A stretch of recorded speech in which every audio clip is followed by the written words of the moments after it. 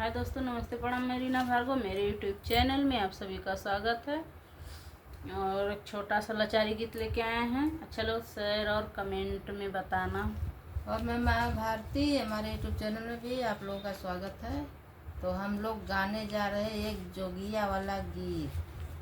लाचारी लाचारी है, नाची बोल का है। और जो कि सुनना कैसे लगी कमेंट में बताना। कमेंट में बताना और भरपूर आशीर्वाद देना। और हम लोग का भी गीत गाना बजाना आगे बढ़ा, हम दोनों आगे बढ़ लिया ना। रुपया कमाए तो नाम से तो आगे बढ़ ले।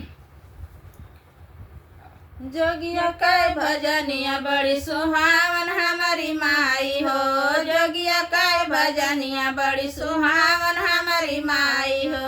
जोगिया के भजनिया बड़ी सुहावन हमारी माई हो। सुहावन हमारी माई हो।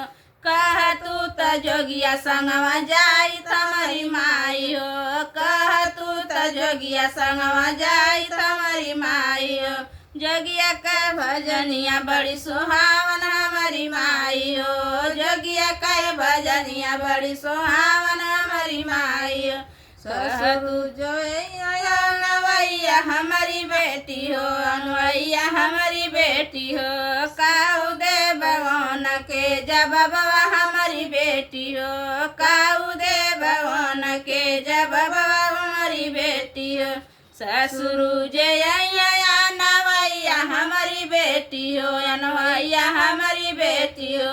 काऊ दे भवन के जब बाबा हमारी बेटी हो। काऊ दे भवन के जब बाबा हमारी बेटी हो।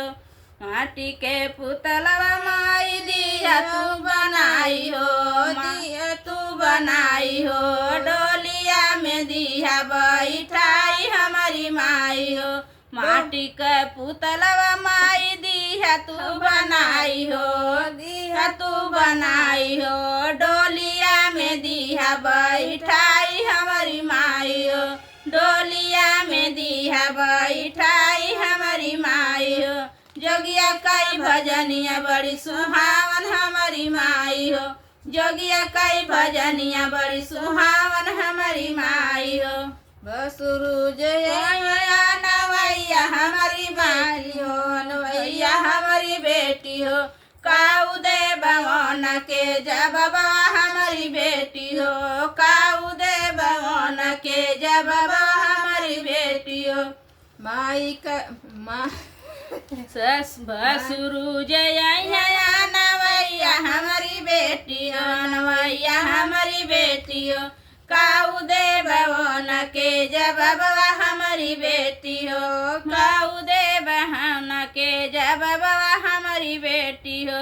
माटी का पुतलवा बनैया हमारी माई हो। बनैया हमारी माई हो।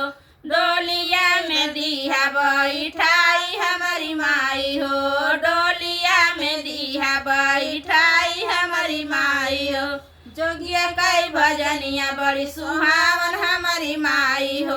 जोगिया कई भजनिया बड़ी सुहावन हमारी माई हो। देवरु जय नवैया हमारी माई हो। नवैया हमारी बेटी हो। काऊ दे भवन के जब बाबा हमारी बेटी हो। काऊ दे भवन के जब बाबा हमारी बेटी हो। माटी का पुतल माई बनवाई हो। दिया बनवाई हो। डोलिया में दिया बैठाई हमारी माई हो। डोलिया में दिया बैठाई हमारी माई हो। डोलिया में दिया बैठाई हमारी माई हो। जोगिया कई भजनिया बड़ी सुहावन हमारी माई हो। जोगिया कई भजनिया बड़ी सुहावन हमारी माई हो।